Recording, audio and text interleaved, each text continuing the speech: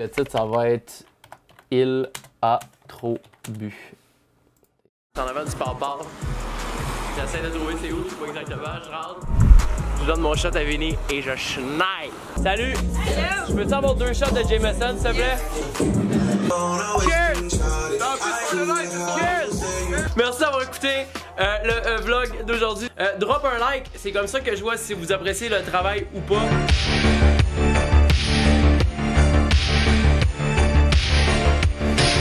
Et voilà mes trous de balles, le vlog numéro 8 en ligne, live, non répertorié. On met ça public avec un immense essai publicatoté. Allez voir ça facilement, c'est swipe up. J'ai un bon feeling sur celle-là.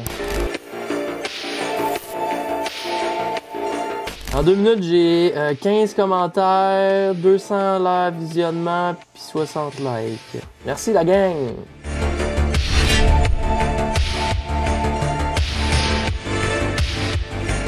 J'ai besoin de juste ça dans la vie. Si j'ai ça avec mon Mac, c'est mes 2 heures. Si je peux tout, c'est tout ici que ça se passe.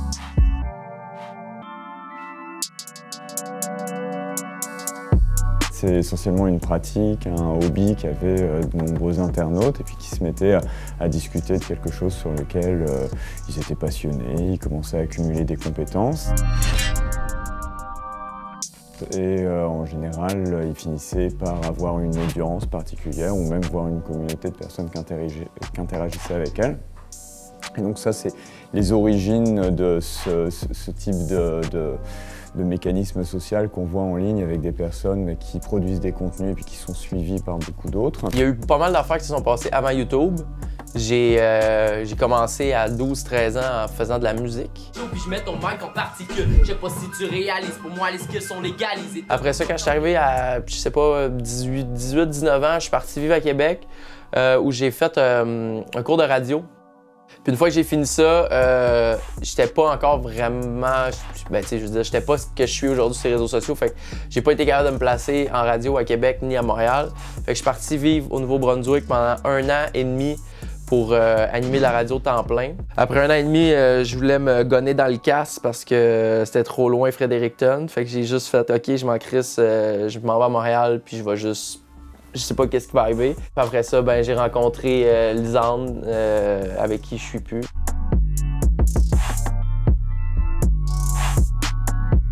Ça m'a beaucoup aidé, elle, c'est ça qu'elle faisait dans la vie, des vidéos sur YouTube. Puis après 1 an à avoir été avec elle, je me suis juste craqué. Puis j'ai fait, ben Chris, moi aussi, là, je vais me partir une chaîne. Puis là, ça fait 2 ans et demi que j'arrête pas. C'est ma vie. Salut tout le monde, comment ça va? Ce type d'expression, ça va avec justement un mouvement que les sociologues ils appellent l'expressivisme, c'est-à-dire que là, les médias sociaux numériques, ils ont beaucoup facilité la possibilité de prise de parole, hein, créer un compte pour avoir un espace sur lequel on diffuse des contenus. C'est beaucoup plus simple que dans les premières phases d'Internet, et puis c'est encore beaucoup plus simple que quand vous n'étiez pas avec Internet, et puis juste des médias traditionnels.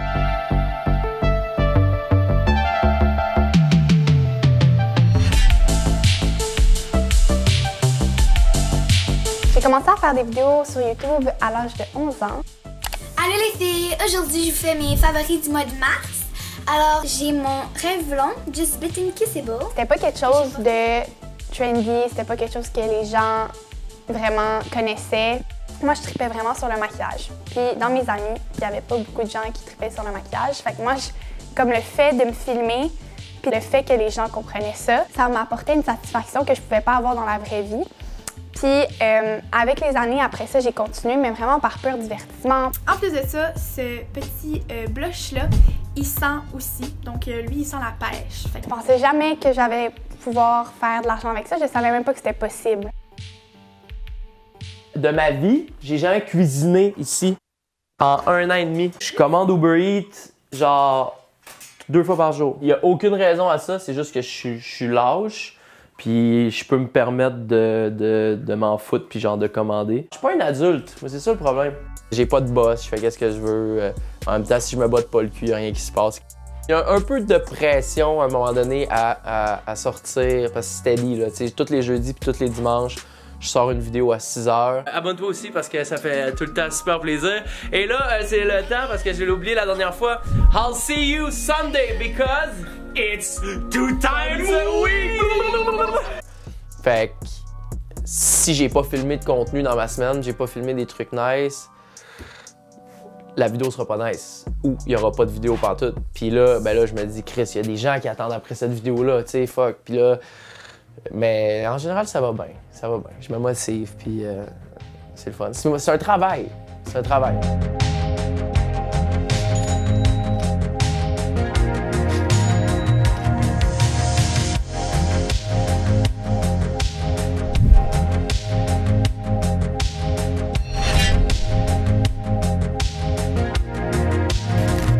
Je dirais que ma moyenne, c'est environ 2 heures sur Instagram. Oui, puis sur YouTube, honnêtement, ça peut aller à 5 heures. Je dirais que j'ai commencé à suivre des influenceurs et des créateurs de contenu plus par rapport à YouTube. Et c'est par la suite que je me suis fait un Instagram et j'ai commencé à les suivre. Je dirais que j'étais en secondaire 1 quand j'ai vraiment commencé à accrocher sur des YouTubeurs. J'aime vraiment ça regarder les chaînes YouTube au quotidien. C'est comme une mini télévision YouTube en gros pour moi. Donc, moi, je fais en moyenne une vidéo par 2 semaines. C'est vraiment difficile pour moi d'être régulière dans mon contenu parce que ça me demande beaucoup d'efforts faire des vidéos sur YouTube, comme plus qu'avant, parce que quand je mets une vidéo, je veux vraiment qu'elle soit au summum de la qualité. Puis je suis vraiment critique envers moi-même. J'aime pas le sirop sur mes crêpes, j'aime mieux mettre des bananes du Congo. Ma grand-mère les mixait à des avocados. S'il y en a qui ont décollé une chaîne ou qui ont décollé un Instagram en se disant à un moment donné, je vais réussir à en vivre, ils n'ont rien compris. À la base, tu le fais pour te faire du fun, puis à un moment donné, ça prend des proportions, il y a un viral qui se passe. Les autres ont jamais eu la passion.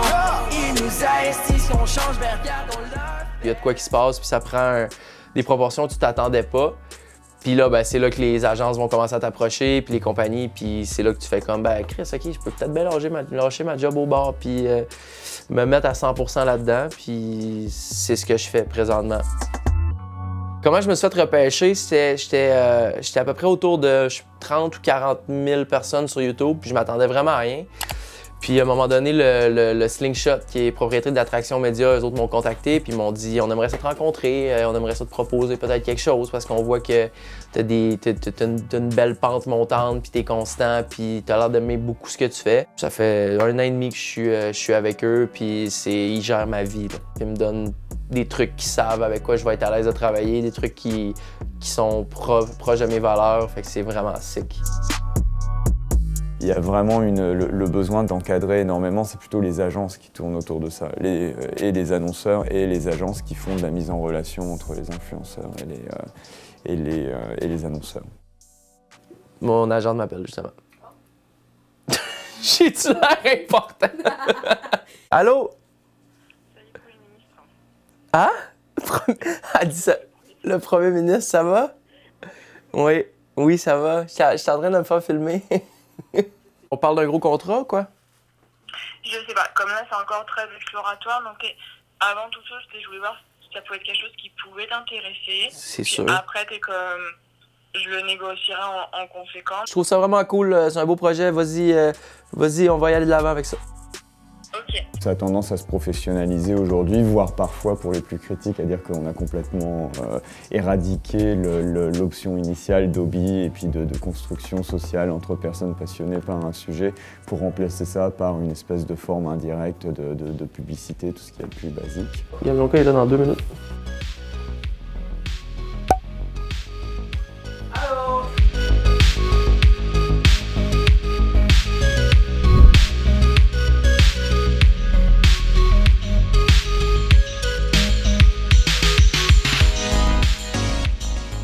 Ça fait 1 heure qu'on a posté le vlog, il est 7h06, ça fait... Ouais, puis on l'a posté un peu en retard, fait que ça fait exactement 1 heure. Fait qu'en 1 heure, on a 5000 views, approximatif, 4900. On a 800 likes, 4 dislikes, puis 43 commentaires. C'est-tu satisfaisant, me direz-vous? Correct.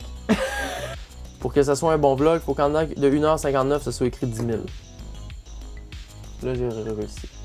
Quand ça fait pas les statistiques que tu t'attends, que c'est en dessous, c'est vraiment stressant parce que t'es comme ah ben mon contenu flop, puis ça se peut qu'il y ait des vidéos qui flopent, puis il y en a des vidéos que je fais, puis je suis comme ah, cette vidéo-là, c'est sûr que genre ça va pas être beaucoup vu, mais c'est les vrais abonnés qui sont vraiment intéressés à ce que je dis qui vont les écouter. Si t'es pas trop fou des chiffres, là, puis t'es pas trop ah ben là, pourquoi ma vidéo elle marche pas, puis qu'est-ce que j'ai fait de pas correct, puis pourquoi ma photo a moins de likes, puis si tu capotes pas là-dessus, comme moi je m'en calisse un peu, bien honnêtement.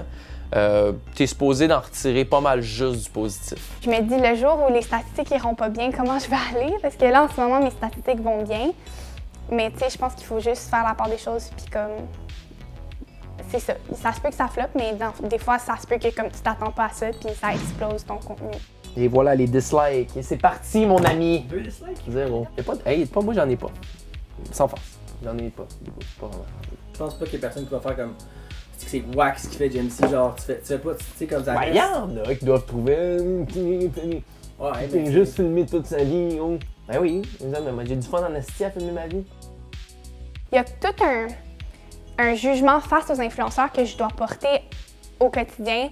Le fait d'avoir arrêté l'école pour ça aussi jeune, le fait que je sais pas ce que je vais faire dans 2 ans. L'authenticité dans mes vidéos, c'est sûr que c'est hyper important, mais la ligne entre l'authenticité et la vie privée est très mince.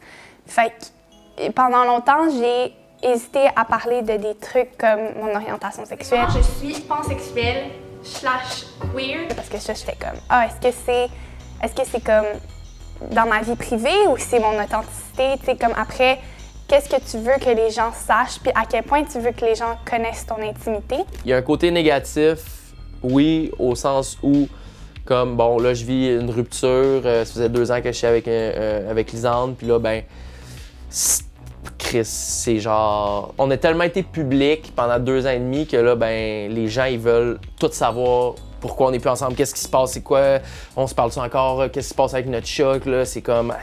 Au nombre de questions qui rentraient en DM un peu partout, à tous les jours, on pouvait pas garder ça secret plus longtemps, tu sais. Lisande et moi, on n'est plus ensemble depuis plus d'1 mois après plus de 2 ans et demi de vie commune. Jamesy, il parle vraiment de sa séparation avec Lisande, puis tu sais, c'est juste de l'authenticité, je l'ai trouvé fin, je l'ai trouvé bon, tu sais, puis il parle à des gens, puis il dit...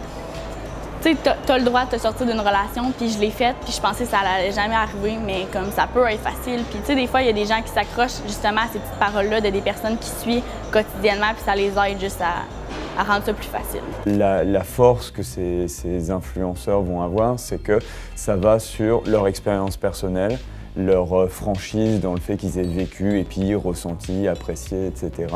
Tel bien, tel contenu, etc. Et ça, c'est quelque chose qui marche très très bien pour la confiance. Je m'associe plus aux valeurs des gens qu'à sa face. J'aime ça, m'associer à une personne parce que je trouve qu'elle a un contenu qui est intéressant, qui va m'amener ailleurs, qui va vraiment me permettre de devenir une meilleure personne si je suis capable.